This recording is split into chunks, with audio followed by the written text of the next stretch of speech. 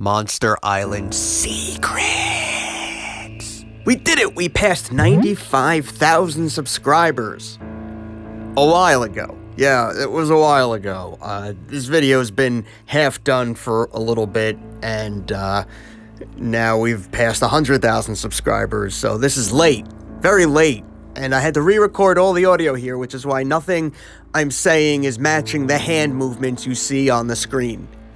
So with that all said, let's dive into the secrets for Monster Island Buddies Season 5. Monster Island Buddies. It's time for Season 5 of Seinfeld, my favorite show. Season 5 starts with a meta joke about it actually being Season 5. And look, we're actually at my new apartment. In fact, the bulk of this episode takes place on a couch that came with the apartment. And there's a lot of jokes here about the big gap between episodes 50 and 51, and really, most of that gap is because I was in fact moving. So now Death GHIDORAH makes his introduction into the show, although it's not the first time he was mentioned in the story. If you recall the season where Mechagodzilla was lost in time and space, he had witnessed a great battle between Death GHIDORAH and the Divine Moth back in prehistoric times. Death GHIDORAH here is still asleep as a result of that very battle. But look at this! This is the episode that introduced Monster Island Mailbag, a new segment that's still going on today. This segment is a direct result of an effort for me to try to find out ways to make the show more interactive for the viewer. To this day, it seems to be super popular, and I know that because whenever I do an episode that doesn't have the Monster Island Mailbag, I get a lot of comments, "Where's the Monster Island Mailbag?" Oh, and this is when my iPad had that mushroom decal on it. This particular mailbag was useful, though, in that it showed that Rodan is still carrying a grudge against Godzilla. So, you could see that I had a lot of fun with chronology in this season. First, I had King Ghidorah and Godzilla return without giving you the explanation until later. And episodes 52, 53, and 54 all take place at the same time. And that was fun for me. It's always a lot of fun to play with chronology like this. Anyway, this stuff here with Jet on vacation was shot during a trip to Hawaii that happened before this season actually happened. Like similar trips, I was just kind of shooting things to fit the environment and making up the story as I was going along. And now we have the first appearance of the original Gojira in the present-day timeline. He has returned. This Tiki God stuff was a lot of fun to do, but it ultimately was just a story thread that went nowhere. He never returned, and nothing of this came to be anything. And the Resistance aliens are back, and here's a fun fact. If you take all of their segments from the first 100 episodes and put them in chronological order, you kind of have a little story unto itself. We also get Titanosaurus's origin here in the first look at his split personality, although it's not clear if this is actually his origin, or which personality is the real Titanosaurus. I think we only need to do about 10 seconds. I went back and forth on if I should include this disclaimer or not, and I almost didn't, but if even one idiot out there actually thought this was real, I just didn't want to chance someone hurting themselves. The funny thing about the Fire Rodan toy is he's actually a lot shorter than the regular Rodan toy, so I feel like he's just a lot less intimidating. So the fact that Gojira fires kind of like a black and white fireball at Rodan is your first hint that it is in fact Gojira. And I did catch some commenters pick it up as early as this episode, so kudos to you. So originally Gabara was meant to debut in episode 54, but this question gave me a good opportunity to make him pop up an episode early. What are you talking about? Yeah, you're pretty much the most annoying monster we have to put up with. But I haven't even been on your stupid show yet. I'm not due to be on until next episode. And now we got the episode called Ultraman, and the first appearance of Ultraman. I have to admit that at the time of this episode, my Ultraman knowledge was very, very spotty. In fact, I really hate admitting this, but he's really only there for the fan service. A lot of people were requesting him and or his monsters, and I felt like I should at least acknowledge Ultraman himself. But I wasn't really sure what to do with him, so I thought kind of making him this big Hollywood celebrity would be a lot of fun. Also, making Ultraman an actor was a good opportunity to create a Baragon story arc where he's trying to take his push to be an actor to the next level. But you're my hero. Hey, Baragon, It's time for you to be Baragon. You see what I did there? I feel like I've used the line, you see what I did there, more than once on the show, but I'm not sure. I don't really have anything to say about this mailbag. I'll just remind you that it's the one where Guy Gan gets a question and he doesn't answer it because he's so excited to get a question. I think there must be something wrong with me, Space Godzilla. Of all the Christmas videos I've done for this channel, this is one of my favorites to this day. It gave me a good opportunity to just do a lot of fun things at once, and to also hit on a lot of Christmas parodies at once. Starting, of course, here with the Peanuts Charlie Brown Christmas special. In fact, this dialogue is almost verbatim from Charlie Brown Christmas. Maybe Ghidorah is right. Of all the Megalons in the world, you're the Megaloniest. Now, this is a parody of the Star Wars Holiday Special, which is one of the first bootlegs I ever got, and I've always had this fascination with just how terrible it is. This intro I did here is almost exactly what the intro to the Holiday Special looks like. And then obviously this is a parody of how the Grinch stole Christmas. And you've got no class, don't be a tool. What'd you call me? We're back to the Charlie Brown special here, and more than one person in the comment section, I recall, thought that Guy Gan was saying, "Don't eat my ass, you guys," instead of "Don't eat my house, you guys." Don't eat my house, you guys. Do you love Christmas songs? Do you ever wish you could enjoy all of your holiday favorites as sung by Angir? Well, now you can. You know, I didn't realize that so late into the show I was still making jokes about not being able to pronounce Anguirus's name. Of course, all of these Christmas songs happen to be public domain. I guess this one's sort of a Rudolph the Red-Nosed Reindeer parody that goes by really fast. Won't you guide my sleigh tonight? And then we go into a Christmas Story parody. Oh no! A Titanosaurus nutcracker sweet harumph. I use the Nutcracker songs a lot during Christmas episodes because, number one, they're so recognizable and really good, and then number two, you know, they're all public domain. Oh my God. Not a parody of anything, just wanted to show that Orga's a glutton. I've definitely done this joke more than once where somebody has to stop and then pushes themselves to keep going. Oh God, I'm so tired. I gotta stop. No, I gotta keep going. I gotta keep eating these cookies. Oh God. So now finally we get the story of how Godzilla and King Ghidorah came back to life. And I think this episode is when I hit peak awareness of what I was doing, probably when I had an entire beer pong setup going, complete with beer and cups and balls, and I was just playing with a puppet and 3 toys, and then it hit me that I make a YouTube channel with toys. I choose the Starway. Actually adjusted Blundergosh's voice a little bit here from when he first appeared in episode 50, just so it didn't have so much echo and you can understand it better. Really quick, one ping pong ball here has a face drawn on it, and I honestly can't remember who drew that, but it doesn't look like mine. And now Godzilla has come back to life for the first time of a few. Oh, hello. Welcome to Monster Island Mailbag, then. If Zilla's voice seems really soft here, it's because I recorded this video late at night, and my lady was sleeping. Also, I didn't choose to answer this question, Ron did. I'd seen him one day, and he said, I noticed in the comments that somebody requested a freestyle rap, so I recorded one for you. And he handed me the rap. And of course I used it.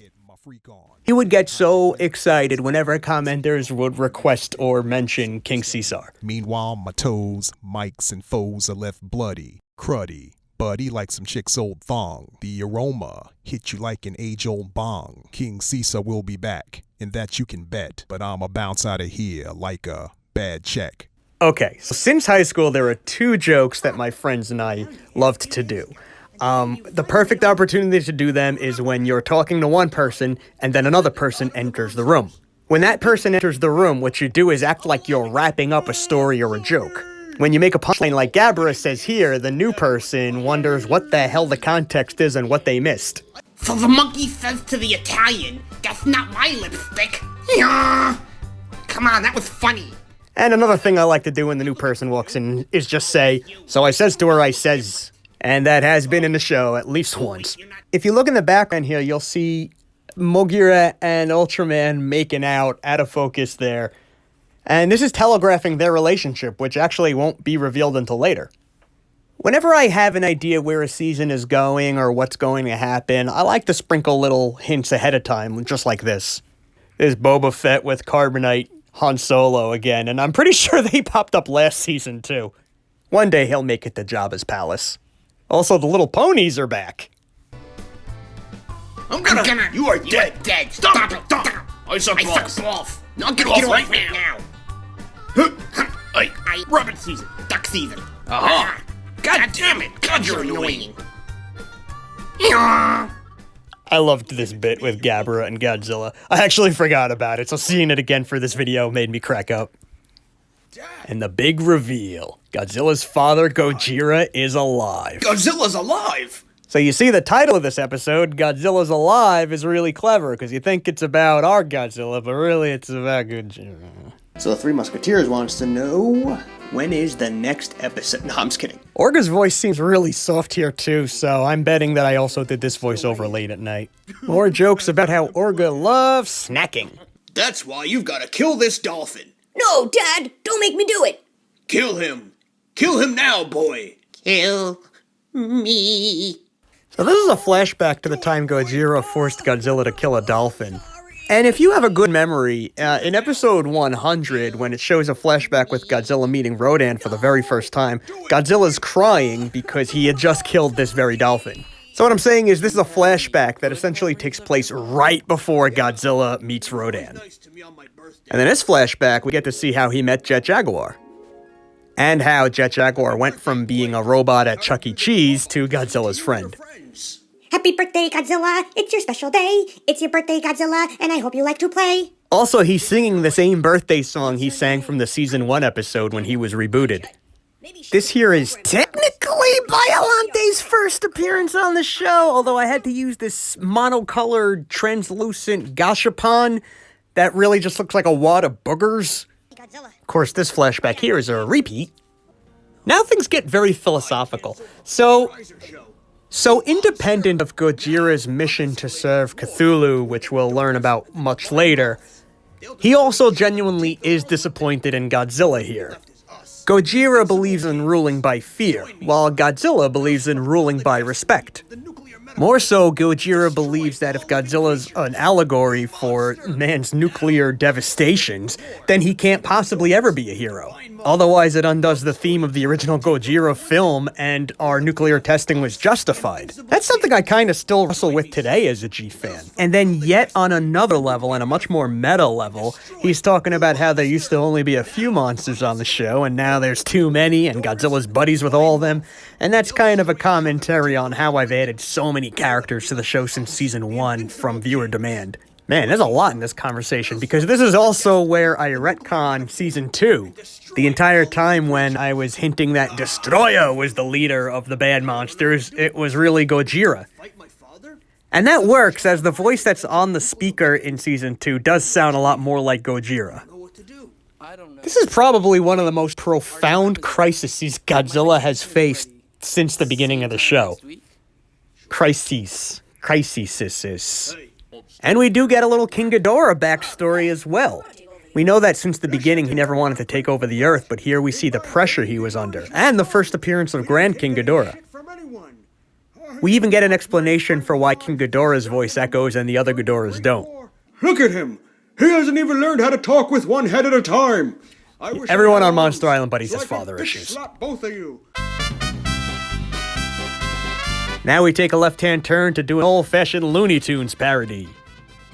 The snowman here originally had 2 little dots for eyes, but one fell out, so now it's just one eye in the dead center. I don't know why I couldn't be bothered to fix it. Ask me 6 years ago. I remember this day. It was one of those days where there was heavy snowfall a few days ago, and then by this day, I mean, there was still some snow around, but it wasn't that cold out. But since the toys are small, it was pretty easy to make it look like there was just a lot more snow than there was. That pea is some kind of fruit juice. And it didn't taste like burnt rubber at all. It tasted sweet. You don't put your shoes on before your socks, you see? You know, you gotta put... Oh, here's a joke that didn't age well. Ugh, awkward. Oh, there's some cool fan art. I think this is the first time I ever reused the song Monsters in Training. And now we have the real confirmation that Mogira and Ultraman are doing the hippity-dippity. You look like you were designed by a 5th grader. This joke here is a reference to the fact that Jet Jaguar in a way was designed by a 5th grader. You are too fat, you fatty, fat-ass, so fat.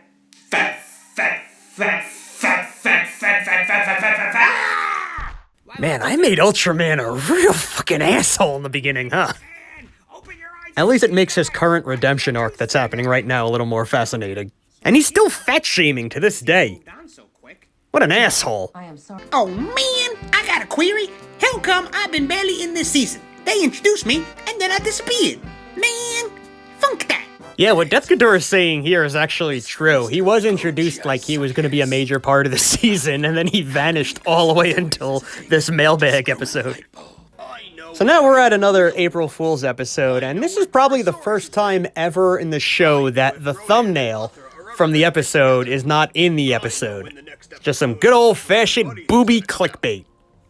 This is one of those April Fool's videos where when new people watch it not on April 1st, they seem to think it's a real video. So I still to this day get a lot of comments about how to put Godzilla's tail back on properly.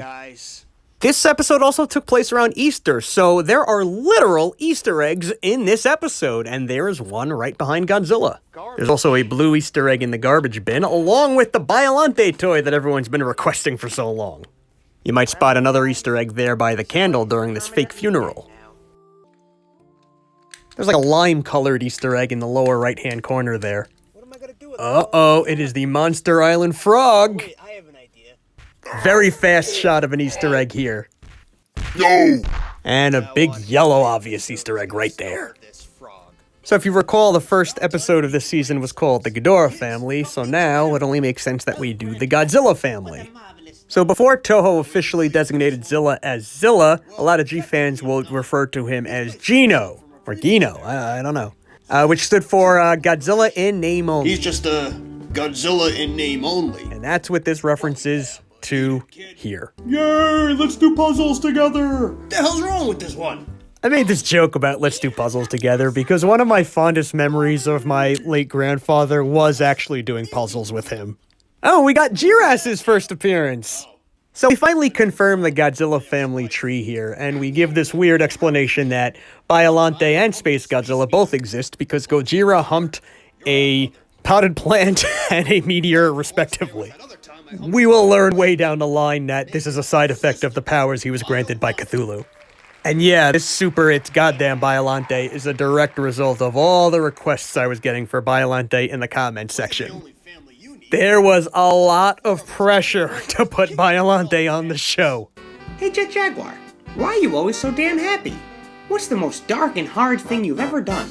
Oh, this is one of my favorite mailbag responses ever, this montage of Jet Jaguar having some kind of dark memory. Jet snorts coke and kills a hooker. It's just so insanely out of character for Jet Jaguar. Bye! There's a good old-fashioned Monster Island mailbag. Bye! I can't let the other gods know I let 2 monsters escape purgatory. Nom nom nom. Fine. Then I will return you to purgatory. Oh hey, look over there, it's Paul Reiser. What? Where? You know, now that we know that Paul Reiser is the god of gods in episode 100, there's a whole new context here for when Alien X or Destroyer says, look over there, it's Paul Reiser, and Blundergosh gets nervous. So that's the story of how Alien X snuck out of the afterlife. And now we go back to the Ghidorahs watching Seinfeld. Orga's got some kind of Cheeto in his mouth in the back there. So now the Divine Moths and the Ghidorahs strike a truce. Remember when you had me over for Christmas a few years back? And Mothra does reference a throwaway line from episode 3 about meeting King Ghidorah's dad for Christmas. Nothing going on in this Monster Island mailbag, just some old-fashioned old people shaming. Hey, Grand Ghidorah, get your earpiece. Who is this? Yeah, screw old people for growing old. Oh, so here's when I tried to do a voting on which question to answer for the season finale. Remember when it was a big deal that Godzilla was going to answer the question directly? Well, it wasn't my hit at one point. So rather than wrap up the season with another war, I thought it would be a nice change of pace to wrap it up with a big celebration. But most of the main characters in this episode are in a really bad place.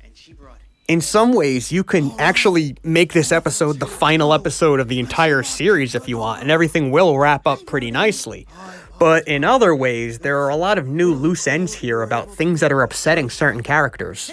While Gigan's here doing the Gigan, the two Mechagodzillas in the back are kind of staring at each other, not sure what to make of each other.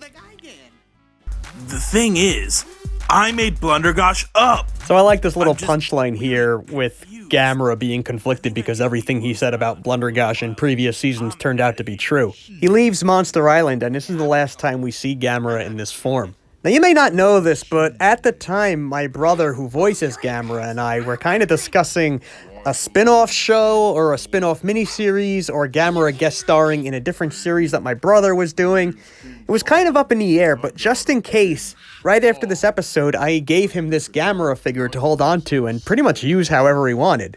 It didn't wind up happening, but that Gamera toy is still at his house to this day. Now, while Drunk Batcher is doing a dance similar to Gigan's, the two Mechagodzillas behind him have decided that they want nothing to do with each other. Hi, guys. I want to apologize for the time your dad sent someone to attack me, and I thought it was you. It's a really touching scene here. I mean, in my opinion, this is when the show started becoming just a lot more about character growth and development and a lot less about just silly soft vinyl toys doing each other. Jet, I am here. Hello. So Mogira is voiced by one of those speech voices built into my Apple computer. I don't think that's a big surprise. You type in a voice command, and the voice will say what you typed, and then go into a, hello, my name is Catherine, or whatever, I am part of the Apple, blah, blah, blah. So one of the times I was using that tool to voice Mogira, I'd accidentally gotten the, hello, I am from the next line, as part of the first line that I customized for my episode. And I thought it was actually kind of funny, so I just started doing it on purpose from then on, having Mogira end everything with hello. Rodan, that was amazing. I was wondering if maybe you wanted to come back to my place with me? Fuck off, Mothra, you slut. Here's something I'm not proud of. There's not a lot of lines on this show that I regret, but I do regret Rodan calling Mothra a slut here. Mostly because although Rodan is deeply flawed, he is a favorite, so when you're watching the show, you'll tend to side with him and not Mothra, and then in turn, you might think that Mothra's a slut just because she had multiple partners. When in fact, she's far from the only one on the show to have had multiple partners. I think King Caesar wins for the most. Godzilla's had a bunch, Ghidorah's had a bunch, hell, even Rodan's had a bunch. I was trying to convey that Rodan had really grown, and he was no longer going to define himself by his crush on Mothra. And I took a really empowering moment, and I kind of screwed it up, and I regret that. I regret it for accidentally promoting a slut-shaming culture, but I regret it even more because it's just not the story I wanted to tell there. Here's a cute wrap-up with Godzilla rejoining the band, both literally and figuratively. And why'd I choose Gigan to stop and watch? I don't know. But I really do like this season finale in that it can serve as either a cliffhanger or a series finale, depending on which you wanted it to be. And it also kind of gave me a creative freedom to just start the next season however I wanted it to. I wasn't forced to continue the war story with the Ghidorahs or Rodan's crush with Mothra. I was able to do anything I wanted. And that's it. I did it. I did Secrets Season 5. I'm caught up. I have fulfilled my obligations. Now I'm really eager to get back to all the other videos that have been sitting on my plate. So I'm not going to set a milestone for the next Secrets video right now. I just need to take a little break from this so I could just really focus on that other stuff and get you great new content that in another 10 years I can make a Secrets video for. But I do hope you enjoyed this video. It's always fun to look back and help me review where we came from so I could better figure out where we're going. Anyway, later. Where the hell did we get these from?